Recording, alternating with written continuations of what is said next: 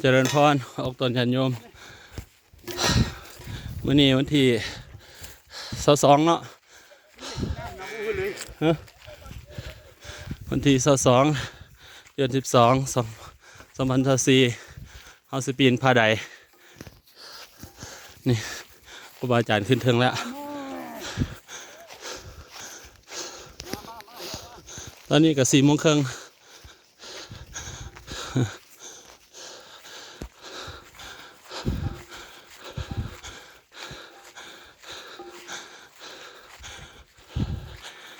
จะปีน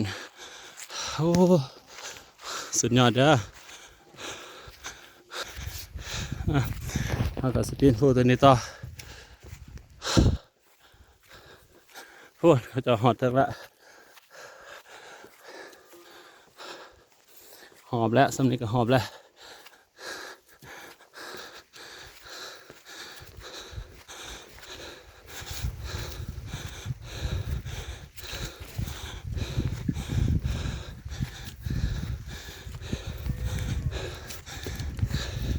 ใครมันมีอันนี้เนาะ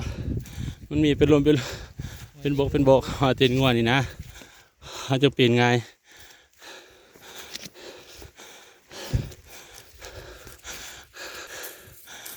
โอ้แลนเซยไป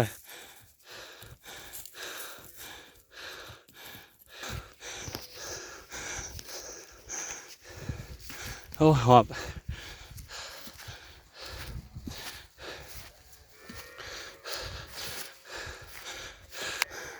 บาวิวทางล่างเนาะโอ้หอบ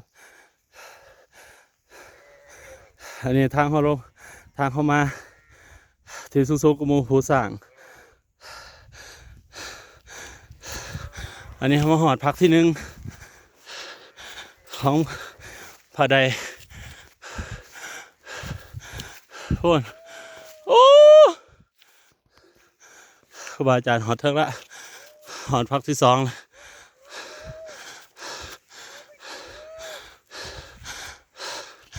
โอ้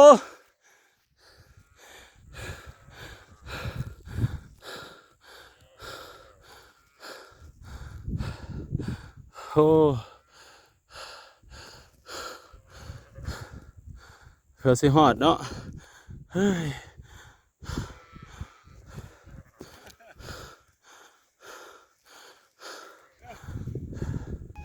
มาเบิ่งวิวเขาหอดพักที่หนึ่งแหละนี่ครูบาอาจารย์ที่ขึ้นน้ำกัน16:39ตอนนี้นี่เขาสิปีนตัวนี้ได้นี่ไปปูไม่คือหอดไว้แท้ไปเด้อนี่ครูบาอาจารย์ไปแล้ว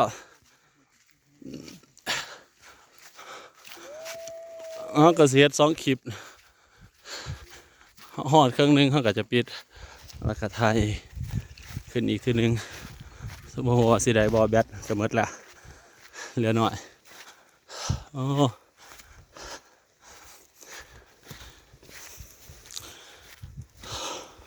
เขาเสร็จต้องปีนพักที่2เอาเบิ่งพักที่1เนาะพักขึ้นมาสำนีเขาก็ยังเห็นวิวงามอันนี้ยามมื้อแลงเลยอันยามมื้อเช้านี่เขาสิเห็นตะเว้นขึ้นอยู่นี่วันนี้ก็ตกทั้งพี่ไปต่อ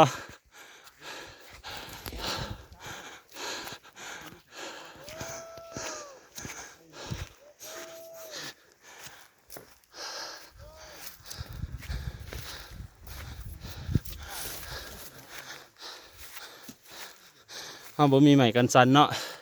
ก็อาจจะสั่นแน่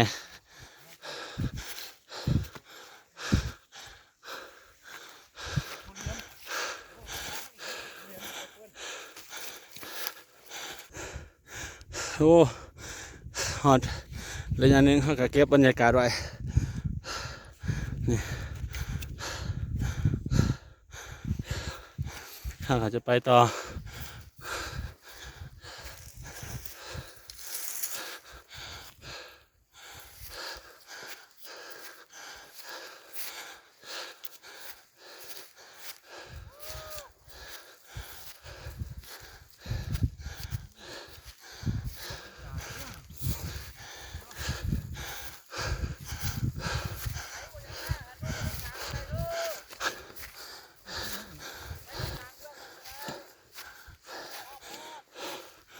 ทางนี้บ่โหมอนบนนี้เขาสิเห็นวิว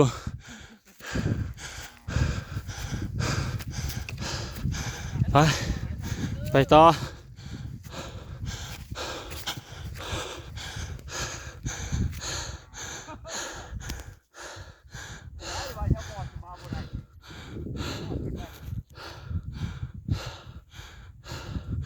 โอ้ครูบาอาจารย์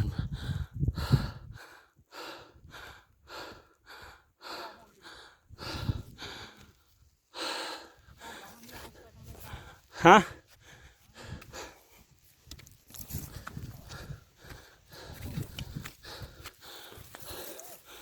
เย็นเนาะอันนี้เขาหอดพักที่สอง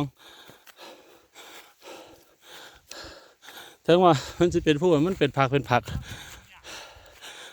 อันนี้เขาเห็นเบื้องตะเวนตกนี่ทางเข้ามาเด้อผู้สั่งจะสิซูมเบิ่ง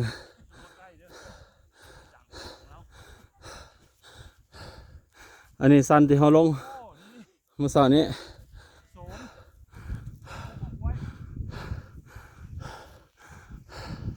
ถ้าเนี่ยซื้อมองเขาพักนี่เขาพักคืนนี่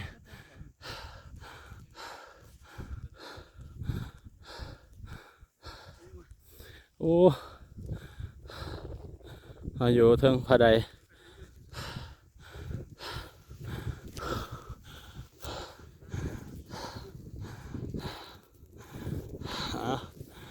เราจะเห็ดคลิปยาวๆเนาะไปต่ออันนี้เด้อทางขึ้นเขาจะเบิ้งนี่เด้บ่มียังไปเลยเด้หินเข้าไปยังฝนเสียงสลายงอมันขึ้นนั่นนี่แหละมากินหญ้าเท่านี้ไปห้อยเพิ่นไปนี่เราเข้าไปตามห้อยงัว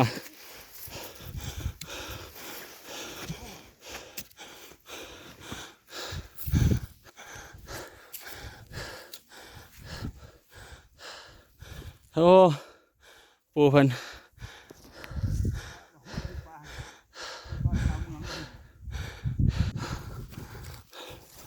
ไปตามนี่แหละ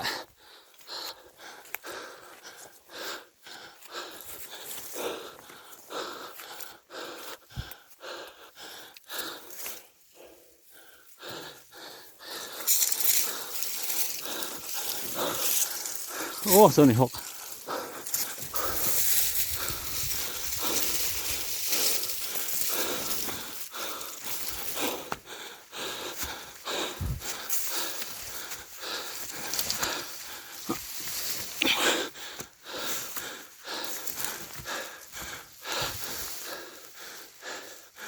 โอ้ขึ้นทางนั้นก็ได้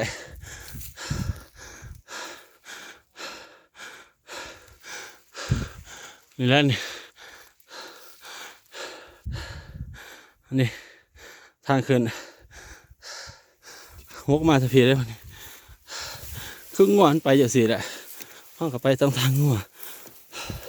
แต่ว่าปีนี้หญ้าหลาย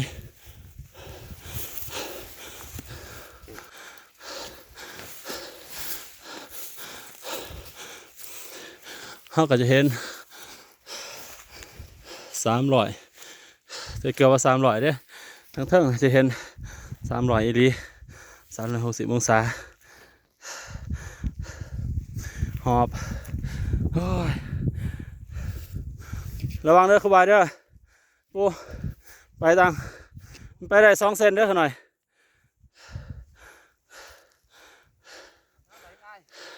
ทางปูแล้วไป สันแล้วมองหันเขานะ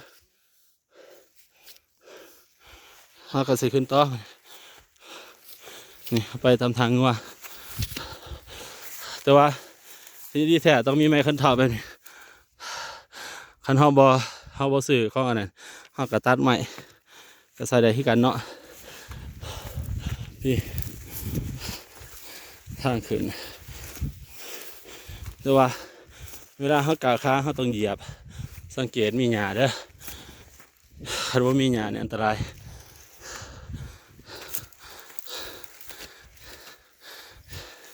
ดินตัวนี้มันเขาพลอยปีนนี่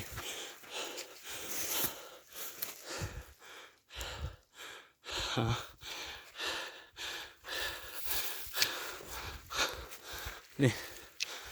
วิทย์หนีจ้ะ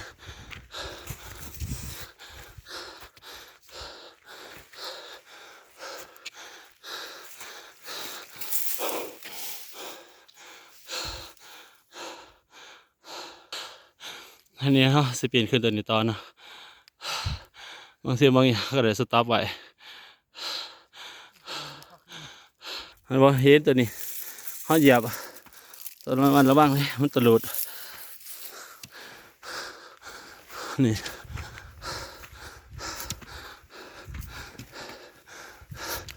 ถ้าพอดียันความสูงนี่บ่ได้แล้วมองนี่มองหันให้คักเลย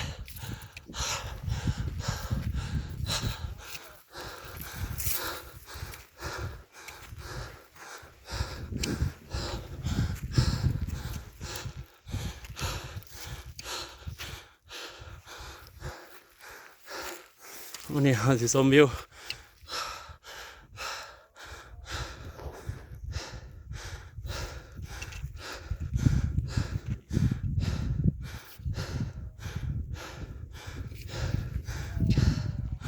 เราสิเห็นแต่เป็นตกวันเบื้องนี้เนาะ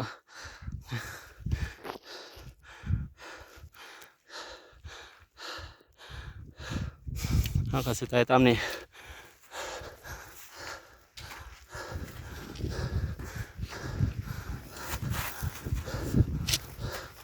เราจะคอยไต่เนาะ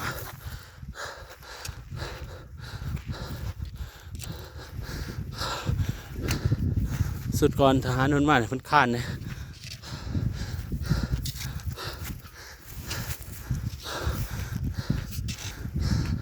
ยึดนี่ก็สบายแล้วอัน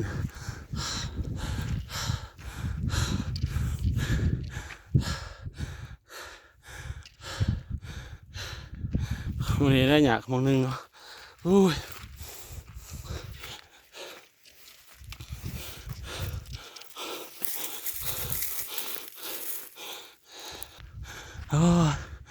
ขึ้นได้แล้วพาขึ้นเนาะแบตมันสิหมดแล้ว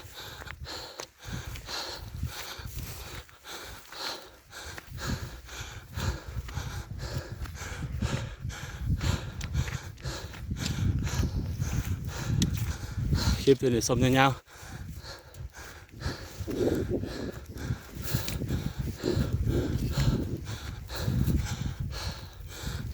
หอดพักนี่โอ้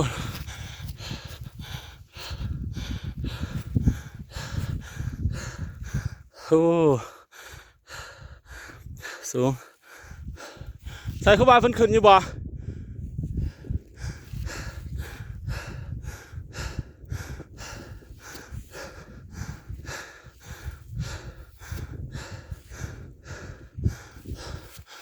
ไปต่อเนาะไปต่อกระสิหอดจอมแล้วกระสิหอดยอดแล้วแบตก็เหลือน้อย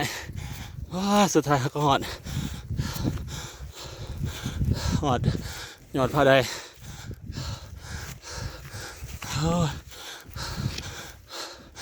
ยอดดีๆพุ่นเนาะตอนนี้ก็มาหอดแล้ว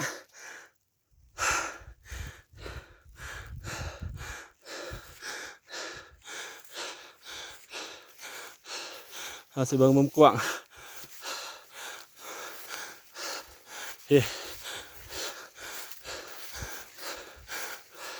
เวลาอ่างน้ำเงิมอ่างเก็บกับน้ำโอ้ยจะสิบอกละ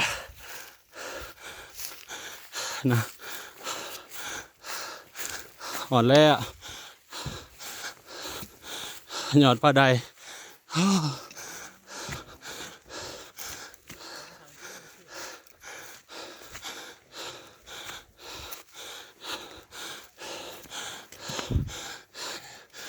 อย่าพลาดเด้อ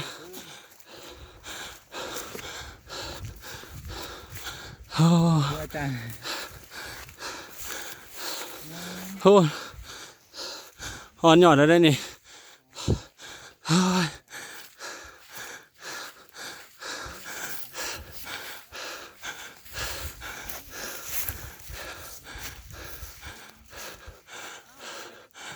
ทางเข้ามา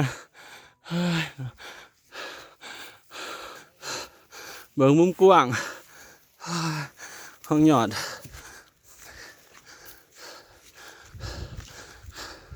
ก็บ่โทษถือกาแฟมาบ่เอาละถือกาแฟมาอยู่บ่มีน้ำพรบ่นั่งจิบกาแฟอยู่นี่เนาะฮะเอามองนี่แหล้วขนาดฮะ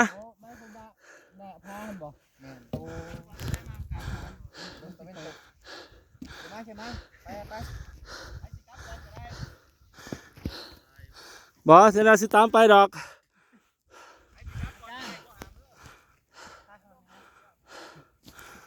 โอ้เอาสิเห็นมุม360องศานี่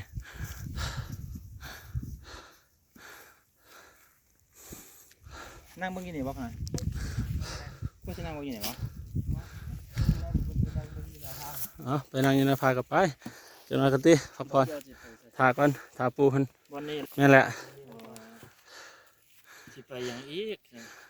วันที่ จะกดตัวขาถ่ายภาพหนึ่งนะ เอิ้นโพอย่าง นี่เขาเบิ้งวิวจะติดไป เอิ้นพาอย่าง ผ้าใด ในเด้อฮอดพาใดแล้วเด้อโอ้จอมโพ อันนี้เขามาหอดผ้าใดแล้วเนาะเรากดถ่ายภาพหนึ่งนะ หน่อย โอ้สุดยอดดีเอาเบิ้งส่วนนี้น้ำนี่ ใหญ่ที่สุด โอ้สุดยอดดีนี่ ตัวนี้พลังหมดนี่ ผ้าด่างญี่ปุ่นขนาดโอ้ยอยู่มองสุดพุ่นแล้วขนาด หน่อย ผ้าด่าง โอ้หน่วย คุณเลาะผาดังเนาะ อยู่ผ้าด่างมันจะมีพุทธรูปน้ โอ้ตัวนั้นมันจีเห็นหมด ำ เล อัน ย นี้เขาเห็นตะเวียนบ่ เห็นอ่างน้ำตัวนี้หมดเลยเนาะ โอ้ สุดยอดบ่ เห็นมีพระจันทร์ โอ้